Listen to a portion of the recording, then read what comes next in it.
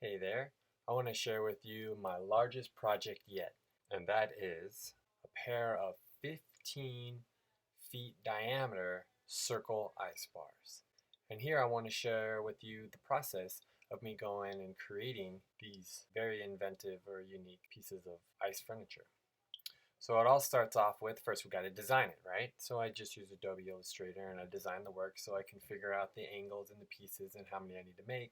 And on getting a sense of scale of how big these things are going to be, or small, depending on where you're coming from, I created a 3D model.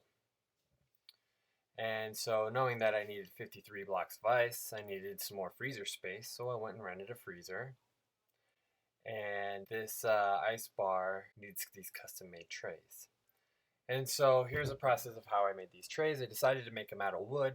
So I went back onto my design and so I can figure out the pattern and how big I can make these trays on the sheet of plywood that we have.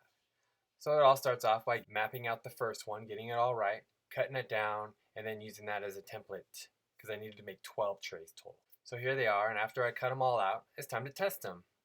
Kid approved. And then went and had to make the walls by getting some thin plywood, double layering it so I can bend it nicely. Got them all sanded up, ready to go. Use this material called Flex Seal, which is spray or liquidized rubber. Spray the edges on there to help seal it up, paint it up, and done. That took a few weeks to do all that. And then the countertops of this ice bar are flowers frozen in there. So let's go ahead and talk a little bit about the process of freezing the flowers in.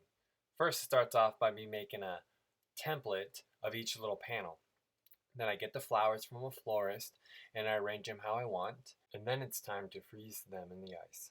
And what I do is you can see these little blue pads that tacks the flowers down, and I have to constantly measure to make sure everything is the right height because they're all within this 4-inch slab. And once everything is looking good, the ice goes and grows around it. And after all that, sometimes you just need a break and need to cool your drink down. Now using this template, it's time to cut all the pieces. And here they are cut in this freezer. I had to create a checkboard for myself to indicate all the pieces that I needed.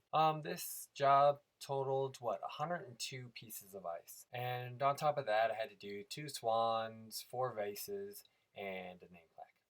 And as I would finish pieces up, it would be wrapping them up as I go and just start stuffing these freezers. The rented freezer was completely stuffed and my primary freezer was stuffed. And through all that work, found out my little daughter had to make sure I was well hydrated. And now everything is all ready to go. And so I take my trays, get them all set and prepped with the power and the pumps and everything I need to do. And then got my small crew together and we have busted butt installing. And this is what they look like in the end. If these bars were stretched out in a long line, they would be about a little over 85 feet long worth of ice bar, each one around 42 and a half feet. All this ice is estimated around 8 to 10 tons of ice, each one fitted with 2 vases. Unfortunately, the florist didn't fill them with the flowers before I left. Got a couple swans surrounding the cake pavilion.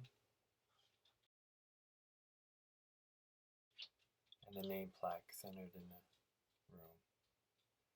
And I bet all you guys are now starting to wonder, well, how long do these last for? Well, when I came back around 8 hours later, this is what it looked like. Still holding up pretty strong. Ice is very beautiful just on how it melts. Swans, ice name plaque. Took a few hours to tear it all down, clean the trays out, and then just took it all outside. All that ice. Thank you for watching. This has been a great job.